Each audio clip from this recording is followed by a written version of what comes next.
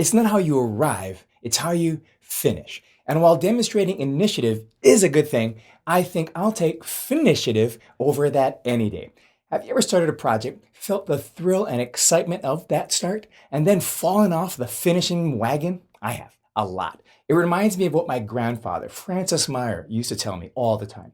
He raised me after my parents got divorced, and he would always tell me, it's not how you arrive, Kaala, it's how you finish. No matter what we were doing, he would always find a way to interject that statement everywhere. We were playing checkers and I would be winning. He would look across the board at me and say, it's not how you arrive, it's how you finish. And then triple jump me for the win. We'd be eating dinner and he would look at me and say, slow down, Kaala. This isn't a race. It's not how you arrive, it's how you... I know, Grandpa. It's how you finish. I never forgot this, obviously, and that's good. Because this could be one of the major differentiators between successful and unsuccessful people. Everyone can start. Not everyone can finish. The Bible says better is the end of a thing than its beginning. Paul the Apostle models finishing for us when he says, I have fought the good fight. I have finished the race. I've kept the faith.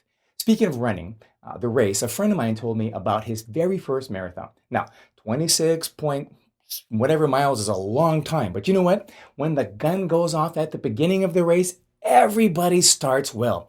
Everybody's feeling good. Everyone has that rush of the start, the high of the beginning. And this isn't a bad thing. It's just not the only thing. But it's not how you arrive. My friend Ed had trained and put in the time. He was prepared. But at the end, and in view of the finish line, something happened. All of a sudden, he began to cramp up. He kept his legs moving, but the cramping got worse. His feet, then his hands, and then even his face got numb, and he panicked. With 285 yards to go, finish line in sight, he stopped, fell to the ground, and stayed there. But it's not how you arrive, it's how you finish. The year following, Ed ran and finished his first marathon. He then ran and finished the next 5 after that. Sometimes we fall short of achieving our goals and miss the finish. We fall short at work, at home, and even with God. The thing is that it's not really about how many times you fall, as long as you keep getting up and moving to the finish. There's no trick to finishiative, only desire and heart. So keep moving towards the finish line that God has called you to. Keep your eyes on the prize. Run if you can. Walk if you can't.